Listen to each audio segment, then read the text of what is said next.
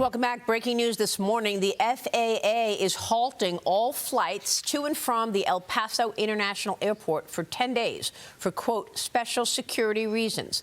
This as police released a subject overnight after questioning him in connection to Nancy Guthrie's disappearance.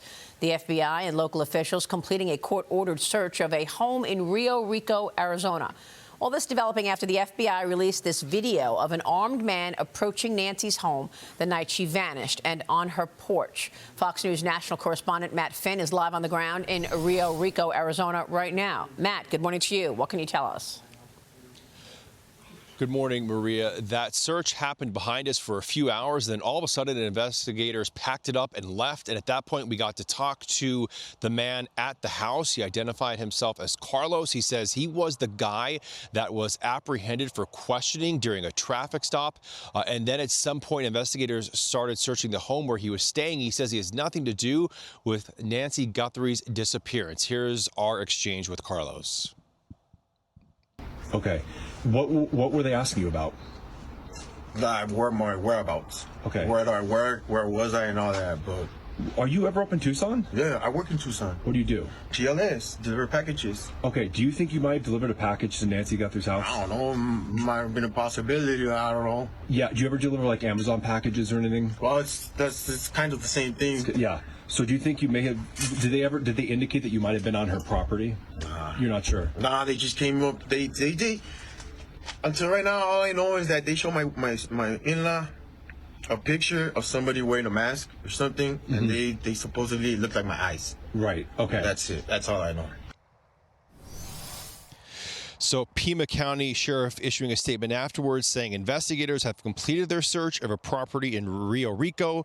Nancy Guthrie investigation is ongoing. No further details at this time. Now, the search came a few hours after that eerie surveillance was video showing that masked figure at the front door of Nancy Guthrie's home. Apparently, at one point, trying to rip up some plants and cover the Nest camera, which seemed like a pretty unsophisticated move. Now, also, we saw a lot of police activity at Annie Guthrie's neighborhood. That's the sister. I saw FBI agents going door to door there. Also, doing a grid-like search of some of the desert brush and doing a canvas of Annie Guthrie's neighborhood. And also, I happened to see investigators ask a local business there for surveillance video. So there was a lot of focus on Annie Guthrie's neighborhood as well. But, here in Rio Rico, this gentleman, he is apparently free in his house behind us right now, and you heard him say that investigators possibly indicated that he looked like the guy on the surveillance video based on his eyes. Maria. Do we know where the family is? Annie and Tommaso, her sister and brother-in-law? Yeah, great question. We have not seen them on the ground at all, Maria. I believe that we saw Tommaso shortly after the disappearance, but we have not seen him since. Okay, Matt, thank you. Matt Finn in Rio Rico. Joining me now to react is National Center for Open and Unsolved Cases CEO Morgan Wright. Morgan, thanks very much for being here. A lot to go through this morning because of what we just heard from Matt, but also the fact that the FAA has halted all flights to and from the El Paso International Airport. Your reaction? Yeah, I think a lot of people read into it what happened last night. It was a detention. It was a data point, not a conclusion. So, I saw a lot of people saying, oh, there's a life flight coming out of there. It's Nancy. So we've got to be careful. Look, in this case, when somebody's detained and then released, it usually means one of three things. Either the timeline didn't match, the digital trail didn't match, or the behavioral indicators don't match. So a lot of activity, but it does keep it in the forefront, of the public mind. I don't know what to read into El Paso, whether it's related to this, whether it's related to other implications, whether or not they think somebody might be attempting to fly out of the United States, into Mexico. So, but obviously El Paso sits on the border, and Maria, there's a thing down there called EPIC, the El Paso Information Center. It's a center of, significant amount of intelligence. So there must be something they're tracking, but what it is at this point, just still not sure. Well, he could also, I don't know if it's a man or a woman, but what's your takeaway on these pictures that they released in terms of the individual on Nancy's porch? By the way, he or she could also just drive to Mexico. I mean, you could go from Arizona to Nogales. Yes, you could. There's a couple issues with that, Maria. One of them is the issue of what's called distance decay. You know, the farther out you go, the risk increases. And so, again, this is not a political statement for folks. It's just simply a statement of fact. You know, with Trump right now, the increase in border security has made it difficult to get into the United States and even leave the United States. And in many of that areas around Fort Huachuca, going down into Texas, that's actually federal, military land right now. So the chances of somebody getting across, it would just be too risky. And with the videos, did a lot of analysis on my Crime Reconstructed Substack last night. And, when you start looking at it, I mean, I look at it as a former detective. I look at somebody who's trained the FBI before. It's obviously, at least at the appearance, one person, could be a second person because of exfiltration. Nancy would have to have been taken out. It probably would have taken two people. But there's a lot of clues around that. Everything from the mismatch between the firearm and the holster. That's a holster for a 6-inch revolver, not a semi-automatic.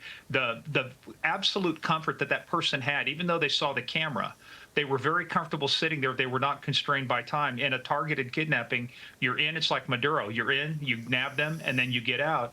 The more time you're on the X, the more risk you have. So this is what I talk back to. This is the larger implication in this, Maria. Final point here is the case is still constrained by time and technology. We need to find people who fit that corridor of time, technology, digital behavior for us to really find out who did this. But it gives us a clue that we can at least start eliminating certain people. So are you saying that the suggestion is because they were comfortable there, that it could be someone she knows, comfortable in their house?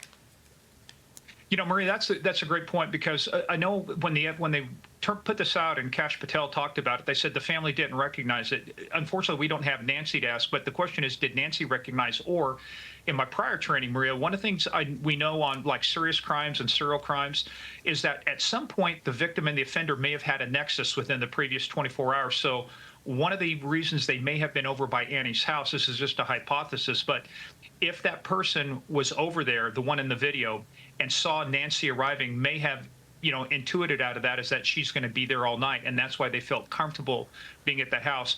I think when the facts come out, there may be some kind of crossover between the two. It's still a hypothesis, but this person definitely was set up to do burglaries, to do thefts. That's the way somebody dresses, and I think the way the weapons carried may be more indicative. This is where local knowledge comes in. When I was doing this, what did the gang detectives there say? This could be somebody tied into a gang. This may be the way that they wear their weapons. There's usually some signature that matches these gangs, and this, I heard a detective talking yesterday, this may be one of those things. Well, when you say theft, I mean, they didn't. I don't know that we know that they took anything from the house other than Nancy. I mean, are you saying the theft being stealing money? Because there was activity in the Bitcoin account, right? Do you believe that activity, putting Bitcoin in the account, was done by law enforcement to try to provoke engagement? Yeah, it's in the investigation area. It's called an unspent transaction output. So if that account sits there dormant, you get very little forensic clues out of it. But the minute you put money in there, think about this, Maria, you put money in there, and what's this person who's, at this point, it's not, to me, risen to the level where this is actually a ransom note. It's a ransom communication. So we haven't gotten incontrovertible evidence of life yet. But this thing, you imagine this, you think that you're the person with this account. Maybe there's $6 million in there. So what do? You log in to check. The minute that you do things like that, it starts triggering additional digital forensic information that the FBI can track. Yeah, so you think we will be able to track it, the money? What I'm saying is I'm hoping so. If they withdrew it, definitely it's going to be easier to track. Just logging in to check the status and just pinging in a sense. I'm not sure, because I don't know what tools, what technologies, that the FBI has, but at least it's better than not logging in and having nothing to go with. Morgan, thank you. We're going to keep a spotlight on this, obviously, and have more coming up. Morgan Wright joining us. Stay with us. We've got Agricultural Secretary Brooke Rollins on the other side of this break. Back in a minute.